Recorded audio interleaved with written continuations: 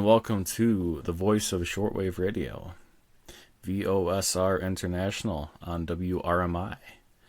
We are heard from 3 to 4 UTC Saturday mornings on 9455 kilohertz, and we are also heard Saturday evenings from 23 to 0 UTC on 15770 kilohertz to Europe via WRMI. Tonight I'd like to talk about CB radio. CB radio is something that a lot of people say that is dead. However, I've discovered that is on the contrary, because there's a lot of people that still use CB radio. Recently I got a CB radio at a large antique sale here in New York, and I paid $10 for the CB radio. From what I judged online, I got it for a pretty good price because the CB radio isn't really worth that much. Usually it sells for like $20, $30, and I got it for $10. But it works surprisingly well for something that I picked up for only $10. And it comes with an antenna, and it's a telescopic antenna, mag mount. You put it right on top of your car. You can run the wire through the window and right to the radio. It plugs right into the bottom, and it's called a General Electric help, in quotes, radio. And it was designed for people to put in their car in case they got into an accident or had a car problem. They could use this radio to call for help.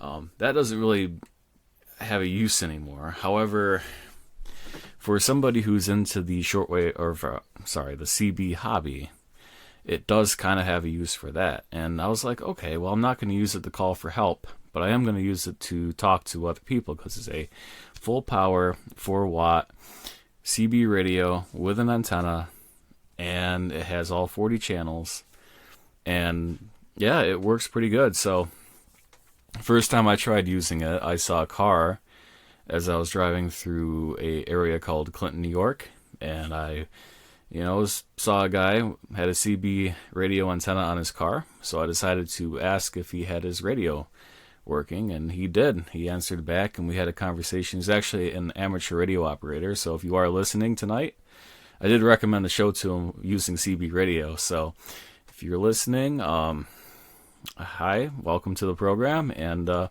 was like my first CB radio contact, and we actually talked a lot about radio. So, only for a few minutes, but it was a very cool conversation, especially for my first time contacting somebody I didn't know over CB radio. And then I was driving down the highway a week after that, and I made a couple contacts, mostly just hi and you sound good. Also, going to work one day this week, I also made contact with somebody. Trying to make contact with a truck driver, but ended up somebody else answered instead, and they said I sounded great. And I picked them up for about a couple miles. They're heading in the opposite direction, but I lost them pretty fast. But yeah, it was pretty cool. I really enjoyed the few contacts that I made with my CB radio. And despite it being such a cheap CB radio for only $10, it does work really good. I also have a few other CB radios. I have another General Electric CB radio. It isn't designed in that handheld help fashion that the radio I use in my car is, but it is another car or truck CB radio. And I've tried it, but I haven't been able to make any contacts with it. I've tested it, it does work, so I'm going to put that one in my car as well and see if that one I can make any contacts with it. But the portable handheld CB radio with the mag mount antenna that's included works pretty well, so I think I'm just going to keep using that one. It has pretty good audio, and apparently it transmits pretty well too, so other people are able to pick me up from quite a distance, I'd say maybe a couple miles, which is about right for a CB radio, especially when you're using it in your car. One thing cool about CB radio is there is skip, so if you are trying to talk to people from across the country, you can use that as well. Also with CB radio, a lot of people that you hear on like Channel 6, some of the other channels, they're using, I guess you could say like amplifiers, right? They're amplifying their signal, and they're able to get out more and kind of like are able to be heard more than, like, let's say you using a 4-watt radio. 4 watts isn't a lot to get out across the country. I'm not saying that it is impossible, but it's not very likely that it's going to happen. So 4 watts is mostly just for local transmissions and talking to people around you. With that being said, though, a lot of the time it's a good antenna and maybe a little bit more power. However, you're not supposed to be doing that, so I just generally stick to the 4 watts. I'm not too crazy about CB radio. I'm just starting to get into it, so for now, it's like kind of just testing it out, trying to see like who I can talk to while I'm in my car and things like that. And also the thing with CB radios, a lot of people, they do like a base station. So at home they have like a antenna, and they can like use that to like talk to people in their area. I've seen a few CB radio antennas on people's houses, and that's also pretty cool as well. Maybe someday I'll do something like that. I don't know. But at this point, I'm just going to basically stick to trying to talk to people while driving. And, it's working out pretty well. I've actually made, as I said, a few contacts with people. So, and I don't know. It's like, I was kind of like hesitant about CB radio because every time I listened to it, I really couldn't make out anything that anyone was saying. But a lot of those times that was happening, it was like far away contacts that with just 4 watts of power, I wouldn't be able to make contact with them anyway. That's the problem with CB radio, is you can hear a lot of people. However, using a basic radio and just the regular setup, you generally won't be able to make contact with those people using these amplifiers and big antennas and things like that. So, but you are still able to make contacts with people in your area, people that are driving. Don't think that it's dead. Some days you might not find anybody, but some days I've had like 3 or 4 people come through as I'm driving maybe an hour down the road. So it is alive and well. And I would highly recommend that if you're getting into radio, like if you want to like start talking to people, then you can start using CB radio. Just start off with like your basic radio. Now, the General Electric Help radio is a handheld radio.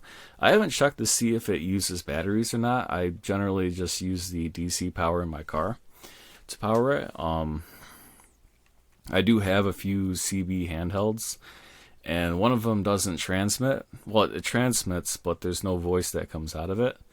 So that one's kind of a dud.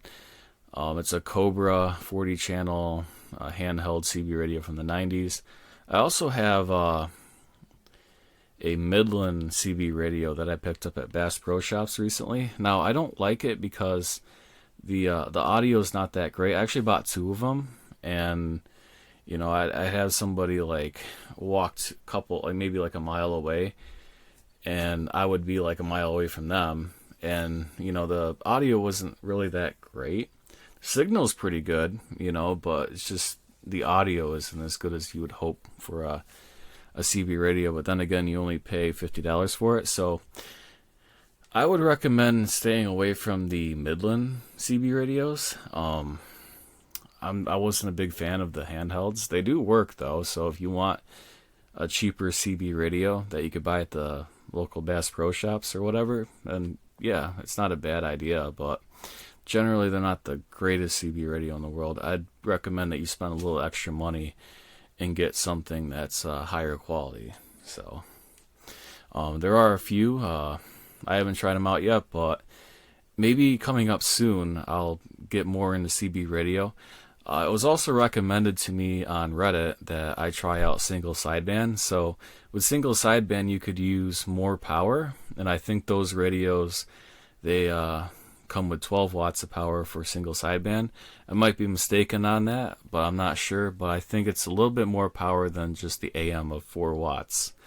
And it's totally legal, 4 watts for AM, and then I think 12 watts, if I'm not mistaken, for the single sideband use. And it comes with lower sideband and upper sideband, and channel 38 is generally the single sideband portion of your CB radio. And I was told that you can make contacts internationally and across the country using single sideband, and just the legal power limit on your CB radio for single sideband, which I thought was pretty amazing. So it's almost like you're doing a ham radio, but without the necessary license for that. And that's one thing cool about CB radio as well, is it's radio, similar to amateur radio, but it's not required to have a license. The only thing is, so the way CB radio works is you are a licensed operator of a CB radio as long as you're using an unmodified CB radio. So you're using the transmit power that it came with. You're not trying to transmit it 250 watts or something, with an amplifier. And if you're just using the basic specs of the radio, you are a licensed CB operator by the FCC standards. With that being said, a lot of people are confused about if you could use a handheld CB radio, like a mic inside of a car. And it is totally legal to do that. Pretty sure every state has an exception for radio. So for CB and amateur radio, it says licensed radio. But with that being said, if you're using a unmodified CB radio, you are a licensed operator of a CB radio. So CBs and ham radios are covered under the law, so you can use them while you're driving. Totally acceptable. You can get on your mic and talk to other drivers as you're going down the road. If you're international, though, I would check your local laws for that, but I'm pretty sure it's the same across the world. I've never heard of any country banning the use of CB radios. In fact, probably a lot of other countries use CB radio still. And it generally is popular in North America still. I've seen a few videos online over in the United Kingdom, where people are using CB radios, and, it's still alive and well. A lot of people say it's dead, but I've come to find out that that's not entirely true. Now, is it kind of annoying when you come across a long distance contact, right? But you can't talk to them back. So you can hear them from let's say Arizona, and you're in New York, but that you can't contact them back. Yeah, that is kind of annoying, but at the same time, it is kind of cool to see that these people are their signals going across the country. And if you are really, really into CB radio, and you are using these amplifiers, it is kind of cool to see these guys that they're able to talk across the country using their CB radio setups. I've heard a few people that, one guy come from California, and he goes by the handle of Motormouth Mall. And yeah, it's I was shocked that this CB station was coming across the country all the way from California into my receiver here in New York. Now, was I able to hear the people he was talking to? No, I wasn't. But I was able to hear him pretty good. From judging by what he was saying, he was using a pretty big antenna. And, that's one of the most important things about radio, whether you're receiving or, in this case, transmitting, is having an antenna. A good antenna is really important. I think I've mentioned my antennas here at home. And for my shortwave listening, I use the MLA 30 Plus. I use a 150-foot long wire. I also use a 50-foot long wire for my other radio in the living room. With the CB radio, I use a mag mount antenna that it came with the GE radio. I also have another mag mount antenna that I picked up at that same antique show. So, I use that sometimes. I think that is a more of a official CB antenna. The telescopic antenna is nice, but I noticed that the official CB antenna, the mag mount that I got from the antique show, is a little bit longer, so it's probably more geared towards 11 meters. The other one is it does work, as I've come to find out, but it may not be the number one antenna. So, but I'll try it out sometime, see if I can make any contacts with that older mag mount antenna I got at the antique store, or shop, or show, I should say. and yeah, we'll go from there. But yeah, CB is generally very interesting. You know, I've had a few CBs. I've come across a few at least, and I never really got into it. I would say that in the past couple weeks is when I really started to have an interest in CB radio, and it's too bad because I actually had a nice Cobra CB radio that I came across, and I ended up selling it because I was like, I'm not really into CB radio, so I'll just get rid of it. And, you know, now I kind of regret that because it was in perfect condition, and, you know, I probably could use it now that I'm into CB radio. So, but yeah, like generally the CB radios I have are pretty old. I have a Radio Shack realistic CB radio that works pretty good. It's in pretty bad shape, but it works good. I also have the General Electric CB radio, the two handhelds. The one handheld that doesn't work, the Cobra, so 3 altogether, and then the GE Help radio that I have in my car.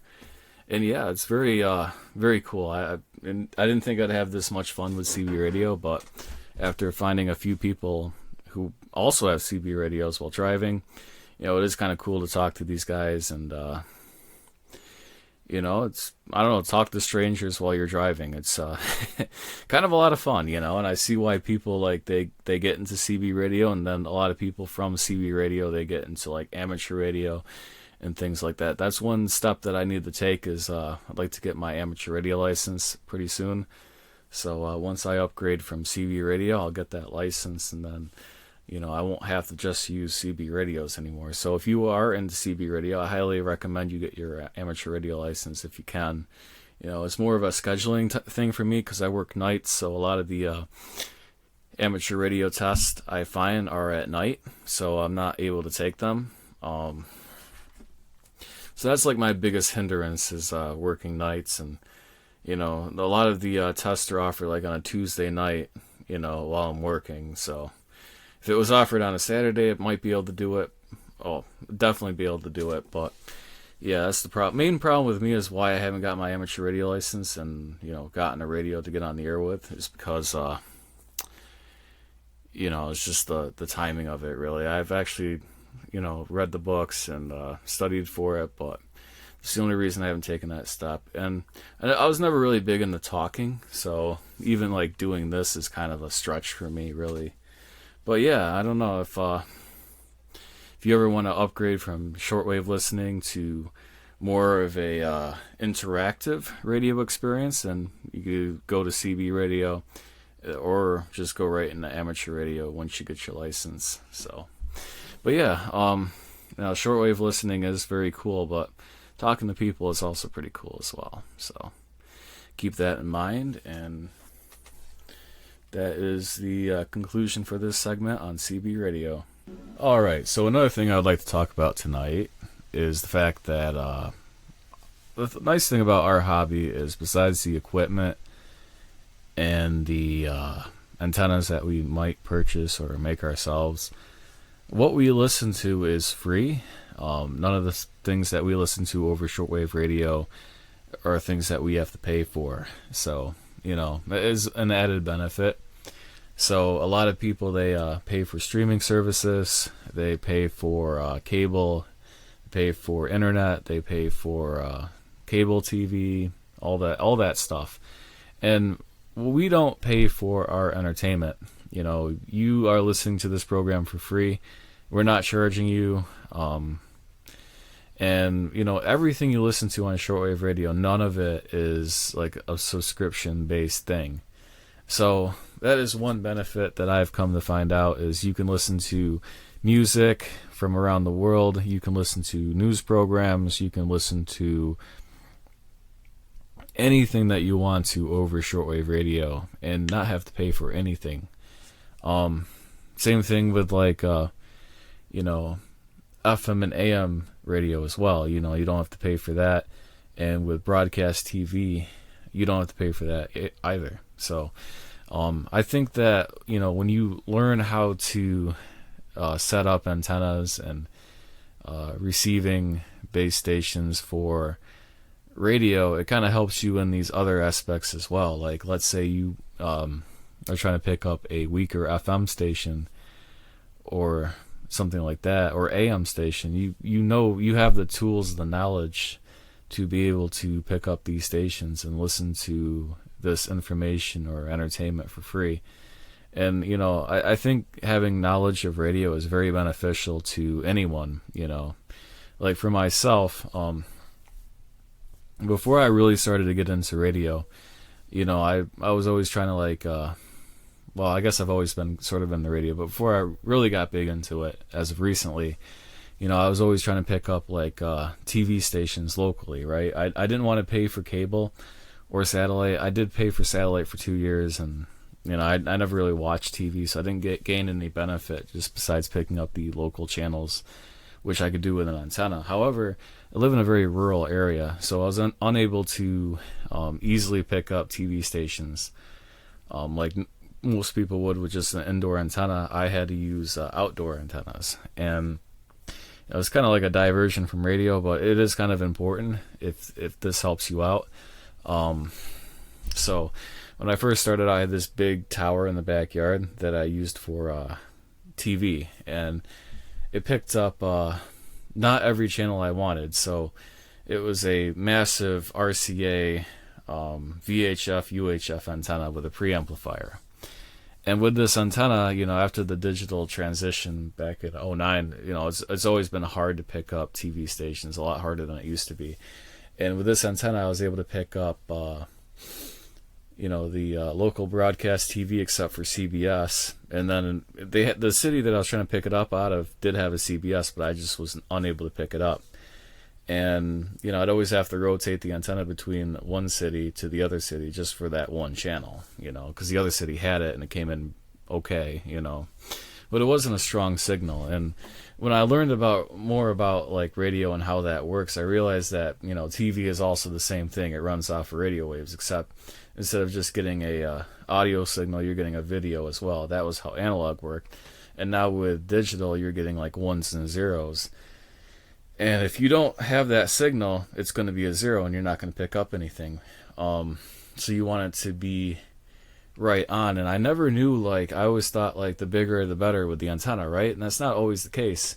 You know, I found out that, especially for my area, a lot of all the channels here use UHF. Some cities, they still use VHF, but here they use UHF and UHF digital TV.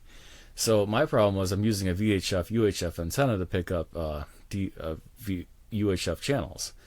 And what I did was I bought a antenna that was, from the way it was designed, more for UHF, but it also said it was for VHF as well. But I was like, okay, it's smaller, but the design of it looks like it's better for UHF. You know, it had smaller elements and it had that kind of disc or a cone thing in the front, you know, with the elements lined up like that, like an old classic UHF part of a VHF UHF antenna. And I bought that from Walmart for like, you know, $50. I think there was another one that didn't have that style to it, that like kind of satellite design, and it was for like $70. And I was like, you know what, the design looks better, so I'm going to get this one. And I put a preamplifier on it, and I put it up in the air. And with my knowledge of radio, it kind of, I knew that like HF, you know, it works on like propagation, you know, based on like the signal bouncing off the ionosphere. But with VHF and UHF, it's more of a line of sight, right? So I'm like, okay. So I put the antenna at a certain height. I picked up a few channels, but not all the channels that I wanted. I'm like, okay, let me put it up a little bit higher. And when I put it up a little bit higher, I actually lost some channels. I'm like, okay. So I put it back down to the lower height, and I said, you know what, if I went up a little bit higher and I lost channels, what if I just like went up a little bit higher than that and see what I could get? So I went up a little bit even higher, and I was able to get up over my neighbor's roof. And I was able to pick up every channel out of the city that's furthest away. You know, there's one city that's 40 miles away and one city that's 20 miles away. The city that's 20 miles away has a big hill, so that's not going to work for me. And I pointed it to the city that's 40 miles away, had the most channels. And, you know, when I raised it up past the neighbor's house and everything, it came in pretty well. With that being said, though, I think the reason why when I first had it up a little bit higher and then lowered it was because there was a tree in the way. The branches from that, when I lowered it down a little bit, that kind of helped with the reception. But once I got past everything by lifting it up much higher in the air, that also helped me get all the over-the-air channels from the nearest, biggest city. So, yeah, I used my knowledge of radio and my knowledge of, hey, this works on line of sight, to be able to pick up these free channels. And I think that could benefit a lot of people instead of having to pay for satellite or streaming. Like, I even thought about doing like streaming for like the local channels, but I was like, I don't even watch it enough to really want to pay for this. So, that knowledge of like how radio signals work really helped me be able to get free TV channels. And it's the same premise for like FM radio too. If there's an FM station you really like to listen to, but you can't pick it up because you live in the middle of nowhere like me, you could also, get a VHF antenna, because that's basically how FM works. It's VHF, right? So you set up a VHF antenna, directional, very directional, and you're able to pick up that station, as opposed to just using the telescopic antenna that's on your radio. So I think that, not just shortwave, but all aspects of radio are important. And once you gain like knowledge of how this works, and you're better able to help yourself, because a lot of what we do works over radio signals, like cell phones, our radios. You're picking up a transmission from a cell phone tower to your phone to be able to make phone calls or browse the internet. So, once you gain knowledge of how this works, you're better able to, function in our technological advanced world, And when you don't have this technology, you can always rely on things like, as we talk about all the time, shortwave, AM and FM and things like that, to be able to, stay connected to the world and find out what's going on in your area and the rest of the world.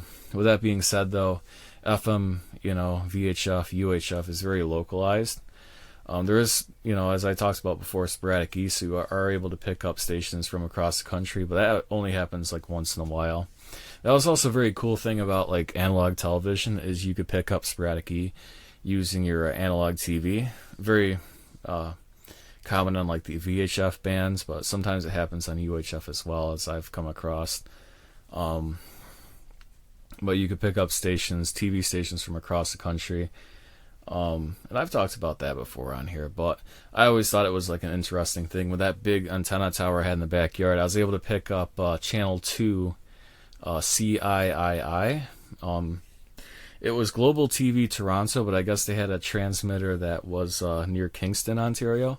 And I was able to pick that up quite regularly. And sometimes it came in color, sometimes not, just because the signal was so weak. But that was analog. And I think I was picking that up back in like 2018. I was talking to another listener about that, like over email. And yeah, I do have a recording of that, so sometime I'll add that to my YouTube channel if I can find it. I think it's still in my desk. It's on a VHS tape, so I'll have to pull that out sometime. But yeah, analog TV was very interesting. Digital TV, I've had it happen before. It's very rare because most TV channels are UHF that happens. But there was one night back in 2018 as well where I think it was 2018 or 2017. I'm pretty sure, maybe it was 2017, but I was scanning for channels and I picked up all the channels out of Rochester. Now, I live near Utica, New York. I'm 20 miles south of Utica, due south, in Oneida County. And, it's like, I was scanning for channels, my antenna pointed towards Syracuse, which is the neighboring city, has the most channels.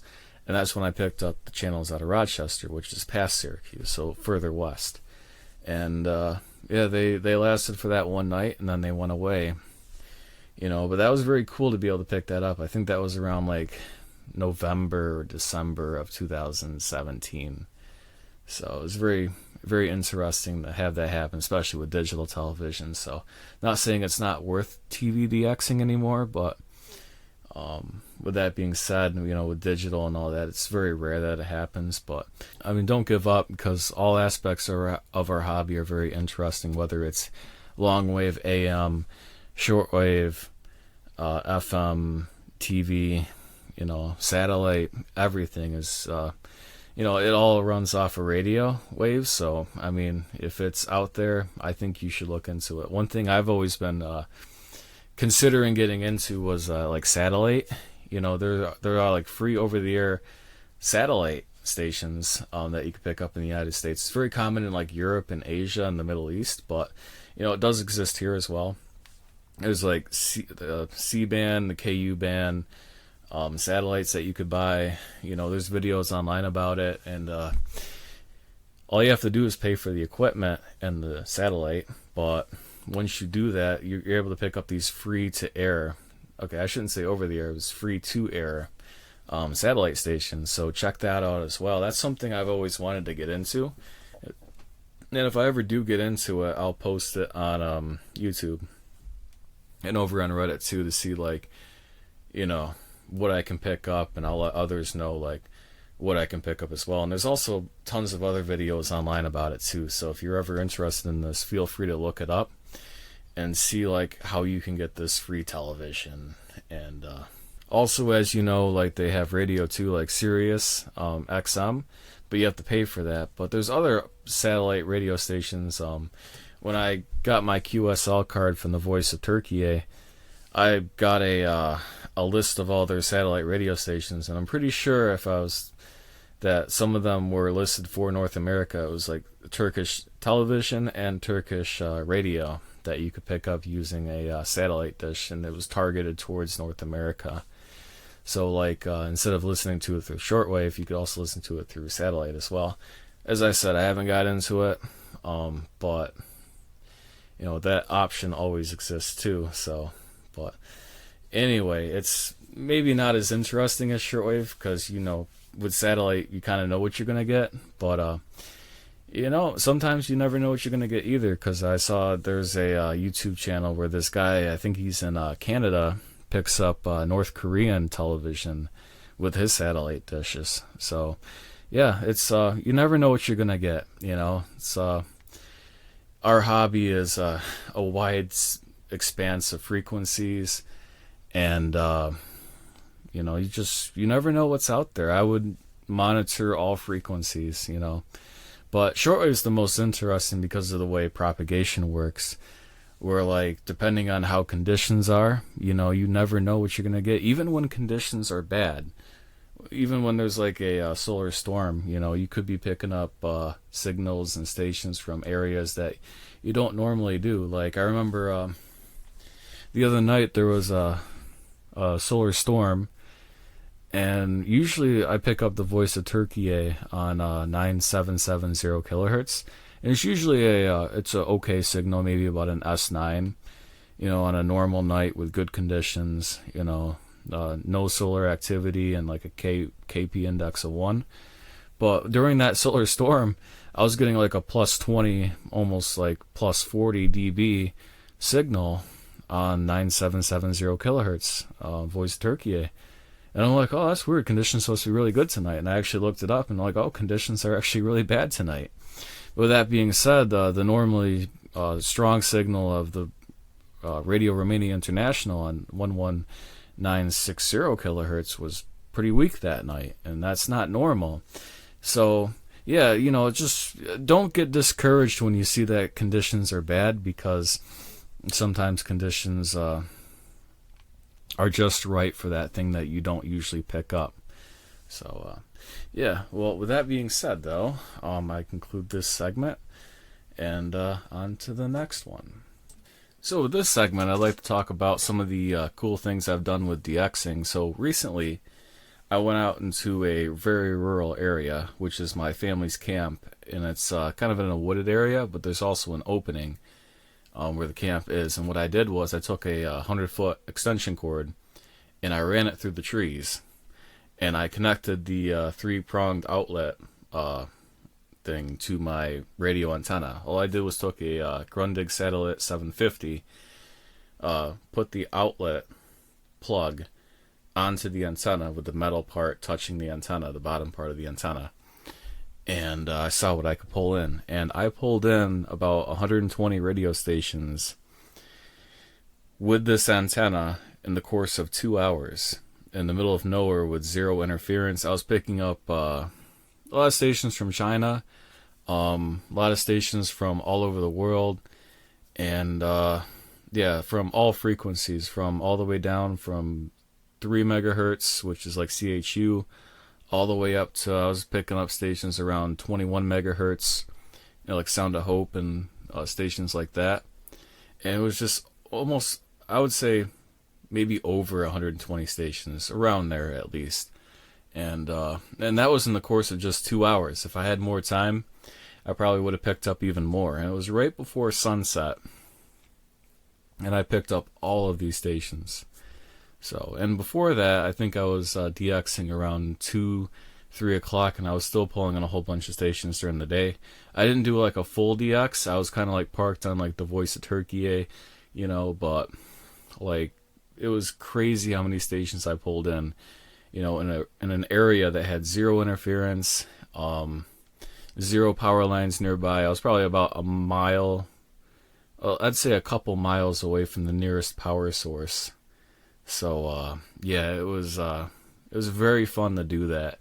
So if you ever get the opportunity to go to an area that there's not a lot of interference in, and you can do like a long wire antenna like that, you can pull in a ton of stations. And without much effort at all, I just used the trees that were nearby to hold up this antenna.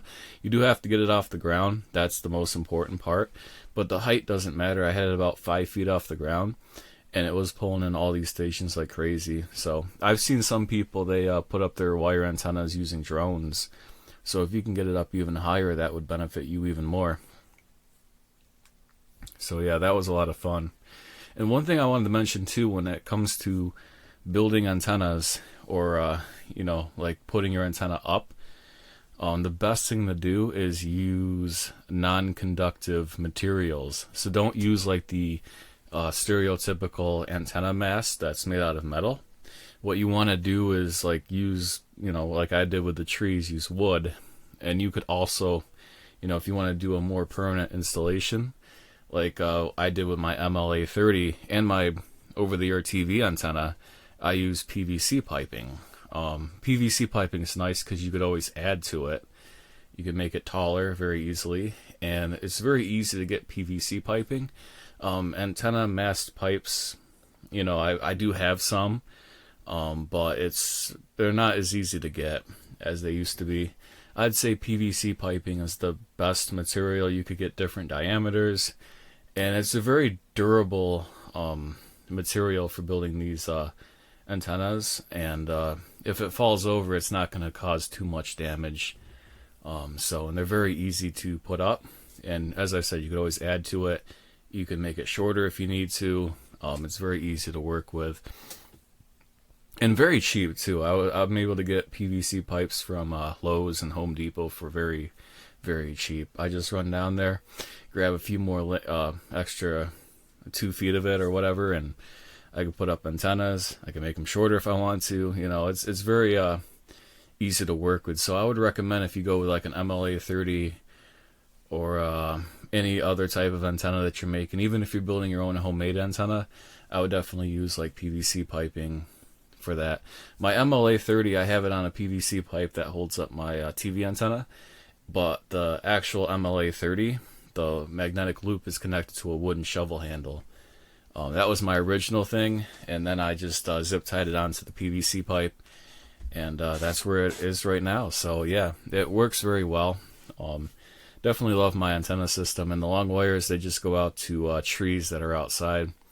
So, and I do have a metal roof. It's a little lower than the rest of the house, and I put the wire up pretty high over that, and it works pretty good. Before, it was a lot lower and closer to that metal roof, and I don't think it was that good. So you got to watch out for like metal roofs and things like that. You want to definitely get it up higher if you have a lower level metal roof,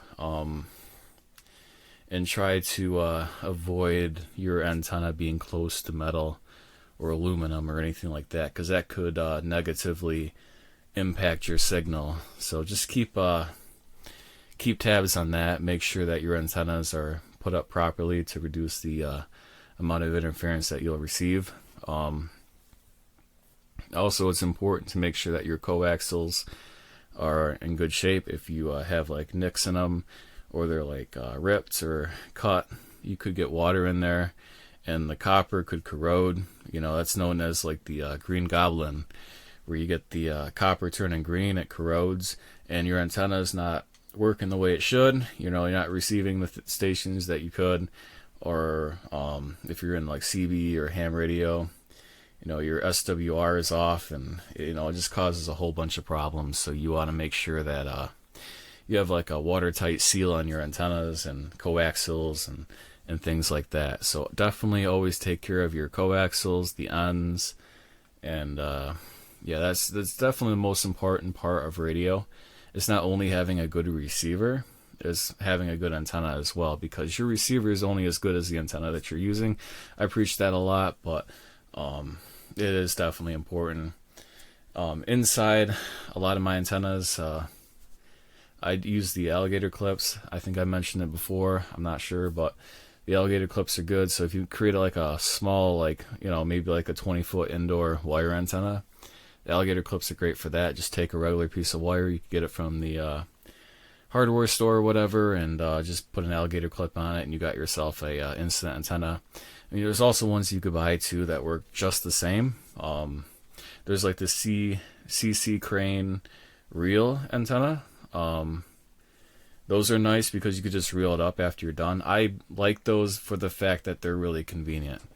And besides the C Crane, there's also, like if you have a Texan radio, the Texan radios come with their own wire antennas. Those are a little bit harder to use because you have to wind them up yourself, but they do have a nice thing that you could wrap the wire around, and it keeps it from getting tangled up. I noticed that with a lot of my wire antennas, they get all tangled up, and no matter what I do, I can't prevent that from happening. So definitely having something to wrap it around is good. The extension cord that I use and some of the other wires, I'm always fighting with them. So, if you like the convenience, I definitely recommend the C Crane reel antenna is what they call it. It's about 22 feet, I think, and yeah, it works really good. And if you're ever in a hurry, like it starts raining or whatever, you could just wind that up real quick and then be on your way. So one thing I want to talk about too is like when you record whatever you find on the radio. So you can hold up your cell phone to the radio and record it that way. But if you want a better audio quality, you could connect your radio to like an analog tape player, or if you have one, like an MP3 player. You could also plug it in directly to your computer, but the one thing you got to be careful about is interference from your computer. So depending on the radio that you use, like with the Drake R8, if I plug the audio cable into my computer, it doesn't really cause too much interference because the radio is made out of metal. But you do have to have your computer in the room in order to do that. So like with certain radios, like the ones that are made out of plastic, I do notice that sometimes I get interference. Sometimes, depending on the radio, I'll also get interference from having the computer plugged into the radio, even if I'm using a long audio cable. So that's one difference between using like a computer versus like a tape recorder or like a battery powered MP3 player. It's like you have that interference, so it's not the best quality audio recording that you can get. So, and one thing about recording with your cell phone, if you get too close to the radio, then your cell phone's causing interference. I had that happen when I was DXing with the 100-foot extension cord up at camp, right? I was recording it, but the 100-foot extension cord's a super antenna pretty much, so it's like picking up my cell phone, and I had to like stand back a little bit, just to be able to record it. But sometimes I was getting interference on certain frequencies with that cell phone. But other than that, that was pretty much the only thing that could cause interference where I was, which was amazing for DXing, and had a lot of fun doing that. So yeah, if you ever get the opportunity, I would definitely go out in the woods and have your own extension cord. I think I picked this up for like I don't know, maybe like $15 at Walmart. So it was just a 16 gauge extension cord, and it had the 3 wires on the inside. So yeah, it definitely worked very well. So definitely try to do your own experimenting with that. Lower frequencies, higher frequencies, all the way up to about 30 megahertz and all the way down to about 100 kilohertz. So try that out for sure. And now on to the next segment. All right, and now on to our final segment, which is the letterbox segment, or the mailbag. So the first email I have here is from Alex S., and he says, "Hi VOSR.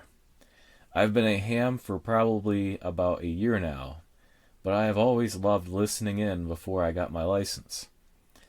Once I got into it, I discovered shortwave and decided to buy a vintage shortwave radio, a Sony ICF 5900W.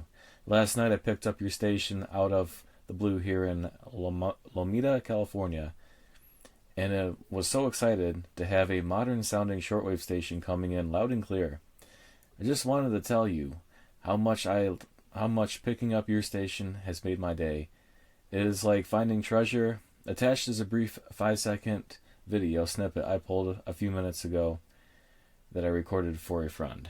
Please keep up the great work. Alex K06HXH. Well, thank you, Alex. Thank you for tuning in, and thank you for the email. It's really good to hear from listeners, that are just getting into shortwave or have been shortwave listeners for a very long time, and congratulations on getting your amateur radio license.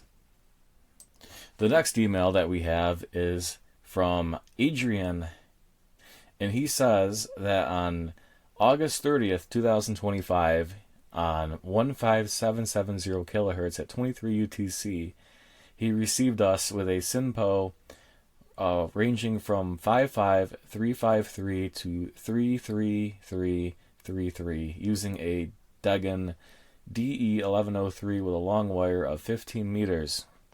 He said, unfortunately, the last 20 minutes of the program was not audible. And he did send an audio file for confirmation, and he is from Malta. And his SWL call sign is 9H4001SWL. Well, thank you, Adrian. We really appreciate you tuning in all the way from Malta, which I understand is southern tip of Italy. It's an island, and it's very interesting to hear from all the way from Malta, all the way from the Mediterranean. So thank you for tuning in. Really appreciate your email. And now on to the next message. The next message that I have is from Scott Peterson. He says, "Hi, I just wanted to thank you for a great show. I have received it in Goshen, New York." He received it on 9/6/2025 on 15770 megahertz plus 50 dB loud and clear on an ICOM IC745 on an aluminum downspout antenna. Says thank you, and signed his name, Scott. Well, thank you, Scott, for tuning in. I really appreciate your letting us know that you're tuning in and your reception report. Nice radio, by the way. I really like the ICOM radios. Very nice. And thank you for tuning in. I'm not too far from Goshen, New York. I'm near Utica, New York. So, we're only a few hours apart. And it's glad to hear that you're tuning in. And thank you very much. And that almost concludes our entire broadcast here at the Voice of Shortwave Radio, VOSR International, on WRMI 15770 kilohertz to Europe and 9455 kilohertz. Thank you for tuning in.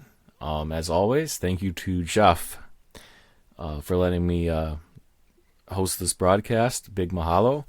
And anyway, for this last segment, I'd like to mention the social media. So my social media is YouTube channel, Mohawk Valley SWL.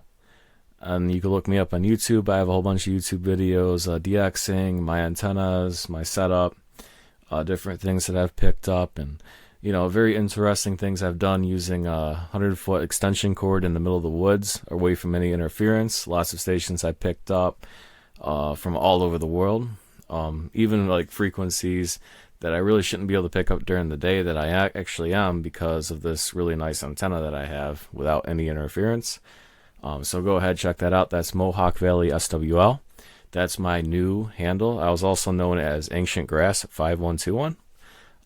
That's still my username on Reddit because I can't really change that. But if you look me up, that's ancient_grass_5121 on Reddit. Go ahead and check me out. I'm on the r/Grundig Shortwave Radio subreddit. I'm also on r/Shortwave Plus and r/Shortwave. But most of the time, I'm on r/Grundig Shortwave Radio. You can post any video that you want to. There's There's more videos than just the Grundigs. So there's lots of other radios that you'll see in some of the other videos. So it's not just exclusively for Grundig Shortwave Radio, despite the name. So yeah, go ahead and check that out. Also a big shout out to all of you listening in, keeping this hobby alive. If it wasn't for listeners like you, this hobby wouldn't exist. So thank you very much for tuning in. I know that not a moment goes by where I'm not listening to shortwave radio. Unless I'm at work, I'm always listening to shortwave radio, whether I'm on a walk on a trail or out in the woods or just sitting at home. I'm always listening to shortwave radio. So, and not just American stations either, not just like WRMI, but broadcasters from all over the world. I think my go-to is the Voice of Turkey just because I like their music. I also like China Radio International, and they play pretty good music on there as well.